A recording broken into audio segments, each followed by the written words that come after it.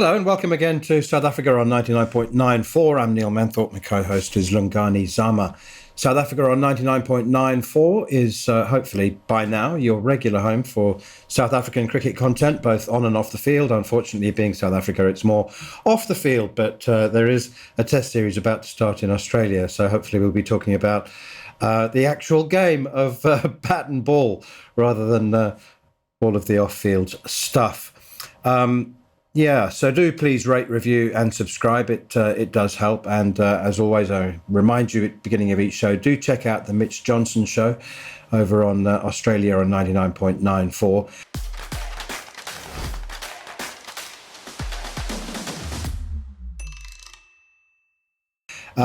So we're going to start off with this episode, Zams, with a question from one of our viewers. His name is Klaus, and he says, "Dear both, why are there so few former South African international players who remain involved in the game? There have been a few over the years. Gary Kirsten was national coach, but he only saw out 2 years of his 4-year contract. Alan Donald was involved, but there have been very few others. And if I'm correct, only one former international is involved in domestic coaching at the moment." And I presume he means there Robin Peterson, who is coach of, what are they called now? Eastern Province, or the Warriors. the Port Elizabeth team. Sorry, I'm not being facetious. The Warriors. So that's a very good question. He says, P.S., is it only the money or is there more to it? So what have you got to say to Klaus? Cheapest Klaus? Good question. I think Mfuneko Ngam is still involved at some level, but he's not headline coaching. No,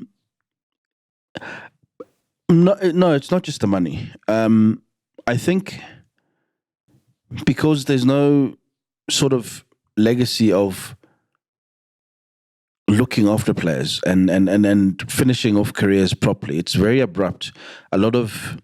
And it's not even a colour thing. A lot of players' careers end abruptly and there's very little ceremony. I mean, I think only the other day was A.B. de Villiers and Dale Steyn saluted eventually. The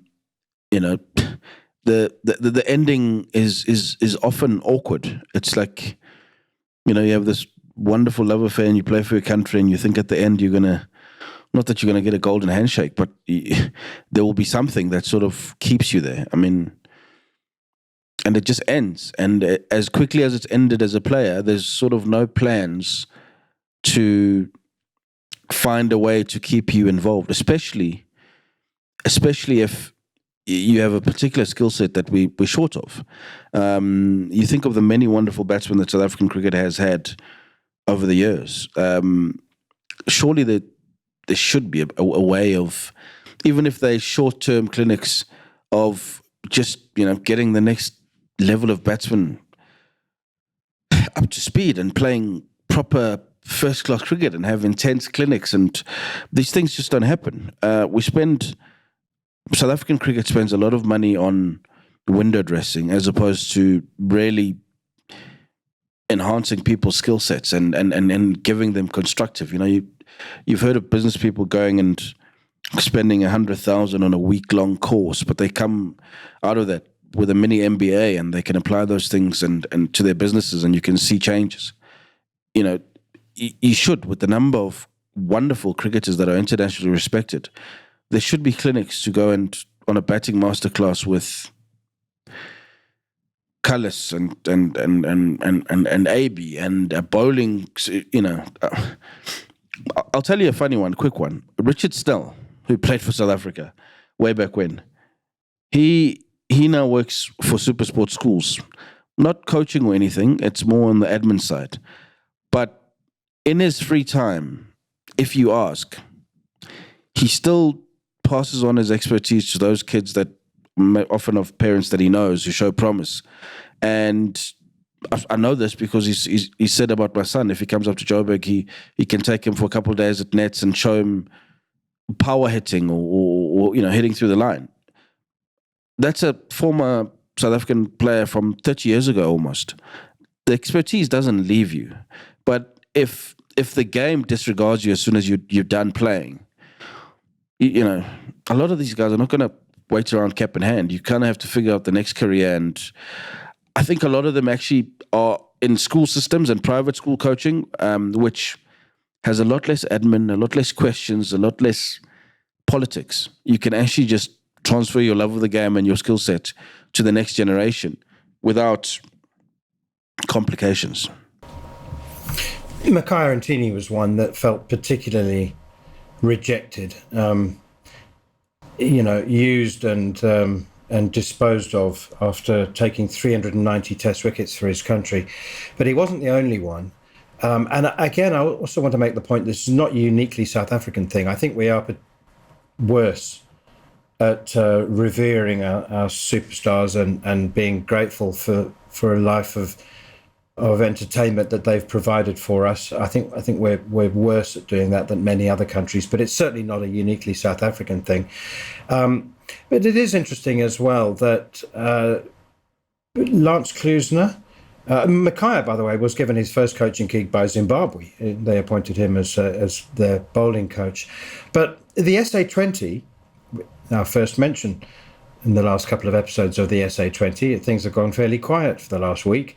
Now they've employed Lance Klusener, is one of the coaches.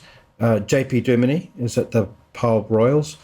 Eric Simons, Gary Kirsten. Is he also one of the SA20 coaches? He is, isn't he? So, yeah. Again, I think it's a bit of an indictment, isn't it, on, I don't know, the franchise as it was, provincial system, and maybe Cricket South Africa, that, the SA20 is independent. And they certainly showed their independence when it came to the player auction. But also, it would seem, with the appointment of coaches, because, they're only interested in the experience, the expertise, and to a lesser degree, the name, I suppose. They want a name coach as well. But they've made independent selections. Who are the other two SA20 coaches? Stephen Fleming. Yeah. Stephen Fleming. No, not Robbie Peterson. Boucher. Mark Boucher, of course. Yeah. Yeah, look, like I said, it's not for lack of quality. It's not as if there's no options. There are a lot of great cricket brains across South Africa who, are willing to share this knowledge. Like you said, Makai Arantini, the first thing they should have done is given him not an office job, not an ambassador job, not a marketing job. Roll up your sleeves and copy and paste everything that you learned and pass it on to the 16-year-olds that are coming through from the Eastern Cape. That's your mandate. Give us 10 Montinis to spread around the country. But it never happened. And I'm sure that was part of the frustration, because it's not as if he wanted to coach South Africa, but he wants to pass on everything that he's learned so that the mistakes and the hardships that he had to go through don't happen again, but you also don't lose talent. And, South Africa is such a diverse country. Who better for a kid out of Eastern Cape to learn from than the literal spearhead of black cricket in that part at that time? Of course you're going to listen to Makai, whether you're a batter or a bowler. He's done it. He's gone and played over 100 tests, taken 390 wickets. He's been there, of course you should. But the fact that he never was, it's just a lack of thought and sort of really understanding the lay of the land and saying the one thing that you need more than a coaching certificate sometimes is somebody who understands the terrain and will find a way to get the best out of people, because he's just literally walked all those steps himself. So there's been a lot of people who've been wasted, because you don't need to hire all of them for 10-year contracts, but you allow something. I mean, give them a retainer that says every 6 months we're going to have you for 2 weeks, take leave from whatever job you're doing, and for 2 weeks Claude Henderson is going to take every spinner on a camp, or whoever. They're there, and you can refresh it so it's not the same voice again and again. But they're there, and they want to give to South African cricket, but so many of them just don't have the means. Just don't have the means. there are some players, some geniuses mostly, who were very instinctive, and there were others who were very methodical. But both of those camps, the geniuses and the methodicals, are not necessarily very good at transferring that knowledge. I'm thinking specifically of Micaiah and Tini. A lot of, you said, copy and paste or cut and paste what you learnt in your brilliant, successful career and transfer it to the new generation. He's not necessarily very good at doing that, and neither was Jacques Callis. He was a methodical, as you know, and it was really interesting. I mean, now people who've worked with Jacques Callis say that he's very, very good, but for a long time he wasn't. He wasn't able to transfer his knowledge. He wasn't bad. It had to be sucked out of him. You know, he wasn't bad at being asked questions. But very often in the early days, if he was asked a question, he would have to think about it. It was like, Jacques, what was going through your head when the ball wasn't coming on and you were trying to hit a cover drive 3 extra? Whatever it was, technical question, something more difficult than that, maybe a mental aspect. And there'd be a long period of silence while he thought about it. Now, he obviously did the same thing and he was extremely successful. But, he wasn't very good at transferring that knowledge. I remember a story. You mentioned Richard Snell. The first South African tour I ever went on was the tour to Sri Lanka. No, second tour, the tour to Sri Lanka. And Mike Proctor was coach, a man who you know extremely well because you've ghosted his autobiography. I don't know whether he would recall this, but you mentioned Richard Snell. So he was on that tour and he was in the nets and he was regarded as a bowling all-rounder, wasn't he? And it was the first time he'd ever been on a slow surface in the nets in his life. And he was batting away and really struggling, and the ball just wasn't coming onto the bat like it was at the Wanderers, and they kept stopping, the bowling with old balls on a tired surface. You can imagine how unfamiliar that would have been to him. And he said, "Coach, I keep hitting my covered drives in the air. I can't keep the ball on the ground. I just keep hitting everything in the air." And he was looking for some help. And Procky said, "Well, just time it." Yeah. So, I mean, there is a role for the ambassador, isn't there? And there is a role for a coach by example rather than by prescription. And that's, I think, where South Africa has fallen down. You can't expect everyone to be a good technical coach, but we haven't somehow been able to use our best players as role model coaches. Yeah, look, the grafters, the Robin Petersons, the Gary Kirstens, people who had to really work and figure out their game, become the better coaches because they've got to learn and understand what they need to do in order to, become something. Sure, and that's often, those character traits are easier to transfer to the next because you just show people like this is the way, this is how you approach it. Hard work, hit 10,000 balls. I watched a World Cup game with AB. We did a watch along thing, and the number of little nuggets of not just technical, but feel of the game as a captain, where South Africa it was South Africa against India, and obviously the pace attack did really well up front. And he said, what Temba needs to do now is, and a lot of what the stuff that he was saying, Temba was doing. What he needs to do now is now bring on Anna. Keep Lungi on for one more. Keep the spinners back as long as possible, because when you bring the spinners on, they're going to take them on because India play spin well, but under pressure. Bowl the hard lengths. Make sure they keep bowling the hard lengths. Virat Kohli top edge is 6, and he said, don't change the length. Make sure that you keep on the hard length because it's uncomfortable. And they did it. But if you are an under-19 captain or even an under-19 fast bowler and you sitting in the same room and you having that simulation where you're just listening to the approach of one of South Africa's greats, how they would do it in the moment, live and play, you learn so much more. He might not be able to walk into a room with no TV and everything and there's 20 pairs of eyes looking at him going, tell us how you approach captaincy. That's daunting. We've seen some of the, Jacques Callis himself included, some of the best players can't really do a press conference and be articulate because it feels you're under pressure. But walk 9 holes with Jacques Callis on a golf course and ask him how he hits his 7 iron around a tree and gets it to backspin. he'll tell you in very simple terms. I choke down on the club and I aim a bit further right and I turn my hands over as if, and you go, oh, and then you do it and you go, oh. So it's not all of it has to be this in a classroom. And that's probably where the turnoff is, because you sit in an interview and you ask the guy, tell us how you would run a coaching session. I don't know.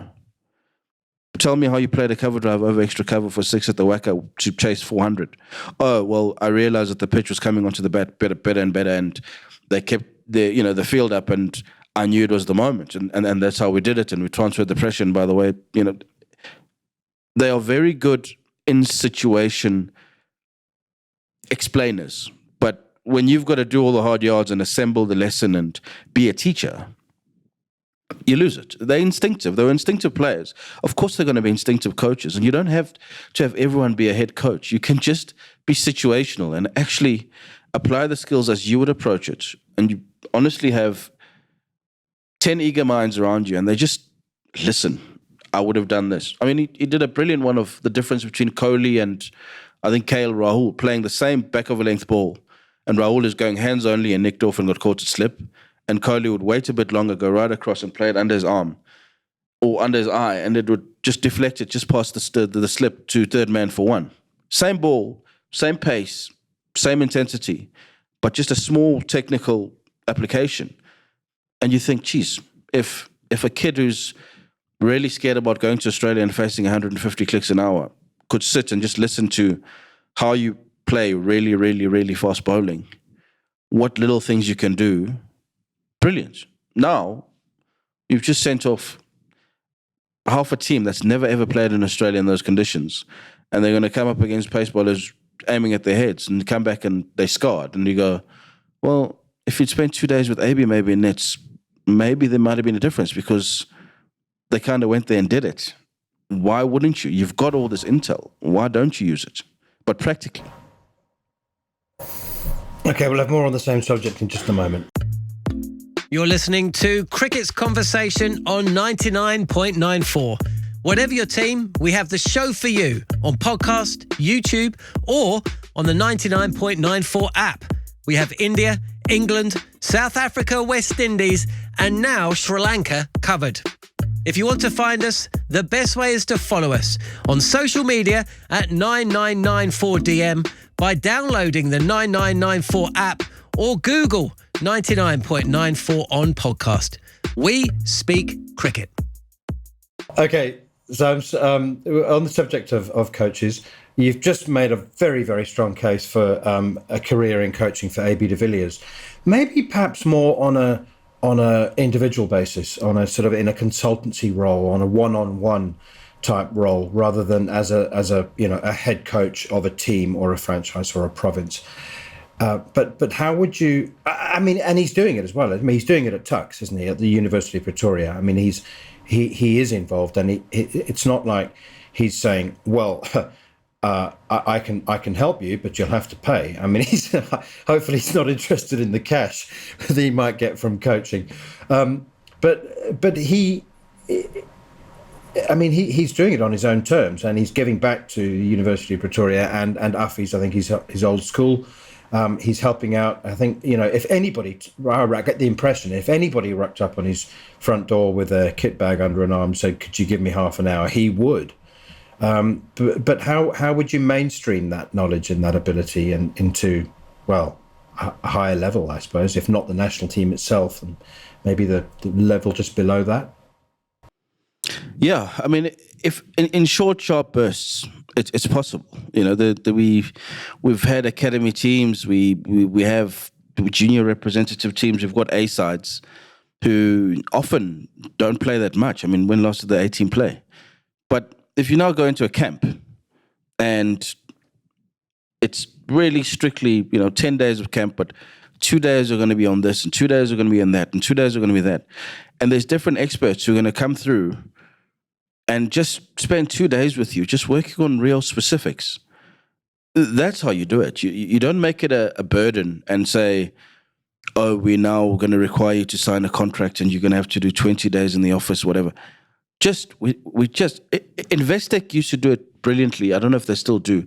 Investec Rugby Academy, where players from around the country can pay a certain fee, and for about 2 weeks, I think, they've got the greatest rugby minds, not just from South Africa, but from around the world, coming to South Africa, and they're all camping somewhere. And your kicking coach is Carlos Spencer. Your tackling coach is Ian McIntosh. You've just got this absolute wealth of knowledge there. But you've got workshops that deal specifically with each area. And the guys are there, but it doesn't feel like work. They're just passing on. That's how you should do it. Maybe it does need a corporate who's going to do a momentum masterclass or whatever, and for 2 weeks, the best young players in the country can go. Or you do it at Cubs Week, and they're there, and every night there's a different theme. It's attacking, batting, and this and that. But you've got to streamline it and make it available, because the one thing is the guys are keen to help. They just don't know how. And anybody else who you think could be a coaching nugget of gold, a genius just waiting to be tapped?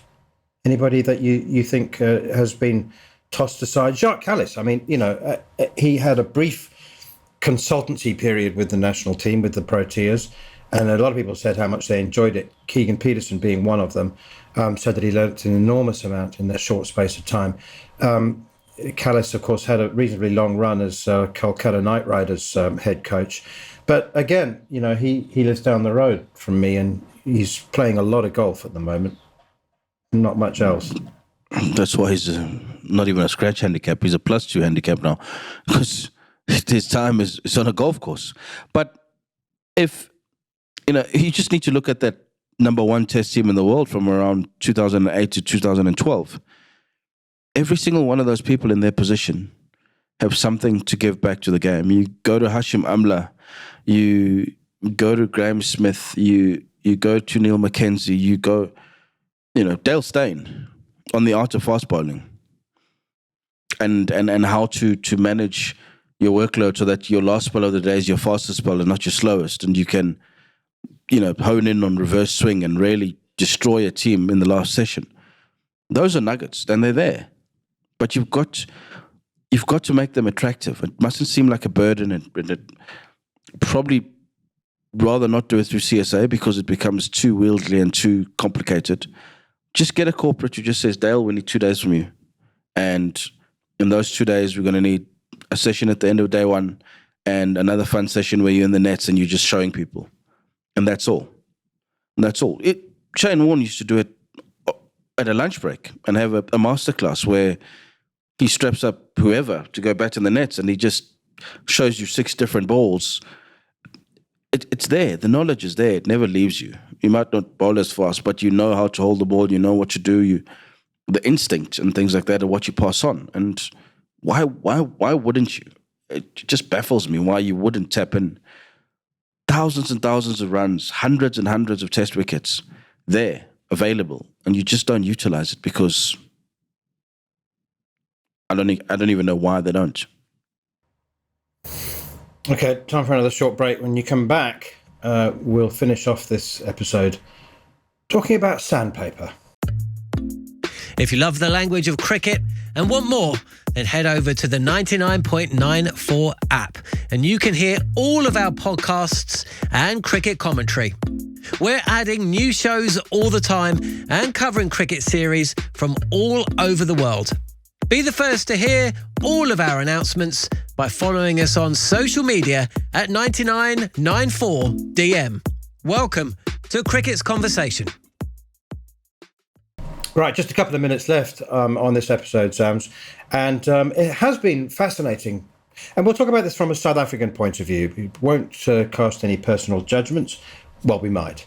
But from a South African point of view, it has been fascinating following the David Warner situation over the last 6 or 7 months, from when he first lodged his appeal against his lifetime leadership ban, which is imposed by Cricket Australia after the infamous Sandpaper Gate Test match at Newlands in 2018.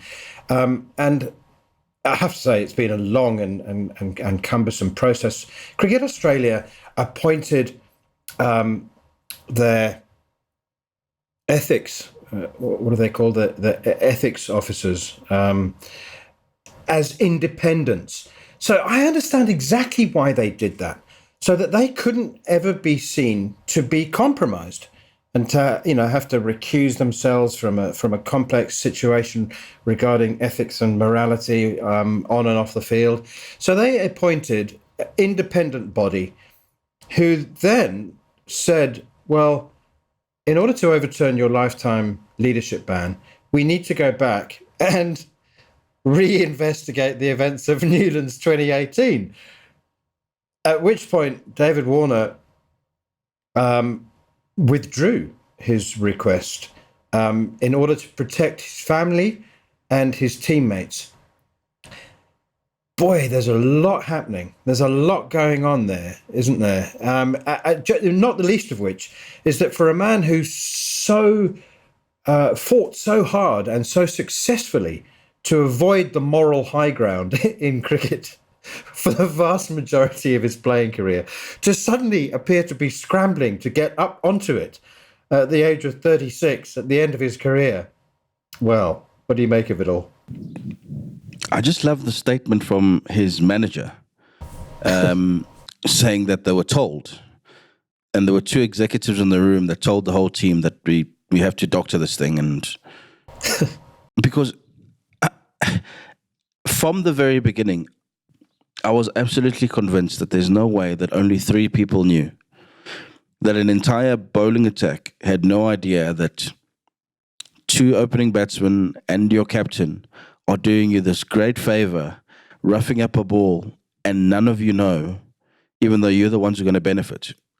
It's just, from the very beginning, that was the one thing that I said, okay, look, you can butter up a lot of other things, but there's no way that Pat Cummins, there's no way they didn't know. There's absolutely no way. And you wait and you wait and you wait, and it's a pity in a sense that Warner's pulled out. You understand why he's pulled out, but there's so much more to that story, because it's impossible in a cricket dressing room to hide something that sinister and that's going to implicate so many people. And it's maybe there's a book that comes out when he's retired and he really knows he's never going to lead Australia again. But yeah, it's fascinating that now it's sort of slowly coming out that cheapers, even executives knew.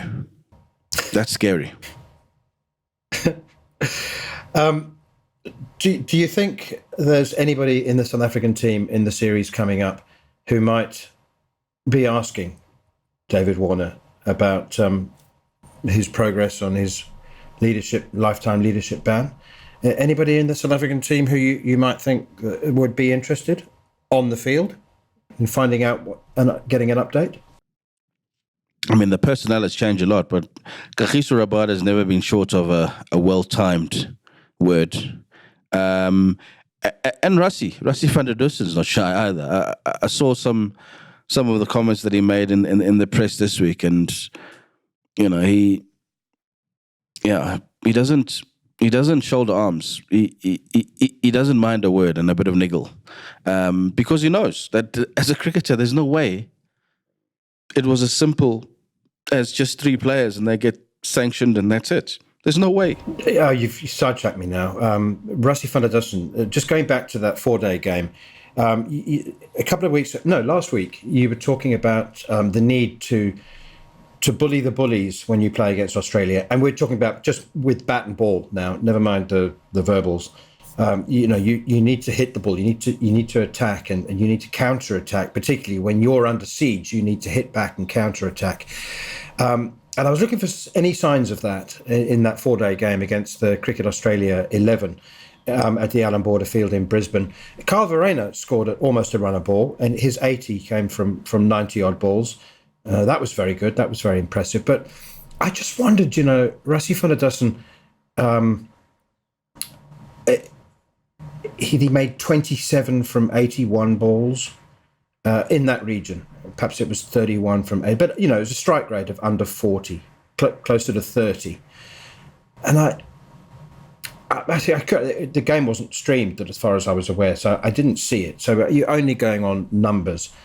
But he's both open-minded and very stubborn at the same time, Rassi Finlayson. He's kind of one of those guys who you can debate anything with, and as long as you agree with him at the end of it, then you'll be fine, kind of thing. He won't shout you down, but he won't change his mind. He just will not change his mind.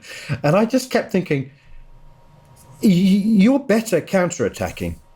The one thing I'll say about Rassi Finlayson, he is a modern Afrikaner. So he's got modern thinking and he's open to new ideas, but he's an Afrikaner. So he is, like you say, he's stubborn. He can dig in and argue a point, which is great. It's great to have those hallmarks in your character. And I will also say that, the injury that he had meant that he hasn't played much cricket. So his mandate would probably have been spend some time at the wicket, just make sure you're 100%, the bat feels right, get ready, because we're going to need not just big runs from you, but long runs, because you do have an organized defense and you've shown that you can adjust from, going and run a ball to batting it out if you need to and doing a fuff. So he is, especially if Temba's not playing, he's stuck in one of those positions where you kind of have to massage the team home and try and get a useful total. And if all things are going well, you can be a bit more expressive. So, yeah, definitely a modern Afrikaner. And we love him for it. Okay, that's all for now. Thank you for listening to South Africa on 99.94. We speak cricket every day. I'm off to the airport. Well, I've got to pack first. Next time we speak, it'll be from Brisbane. Can I just say, please rate, review and subscribe. It does help. And you can download the 99.94 app and follow us on Twitter at Neil Manthorpe and at WhamZam17.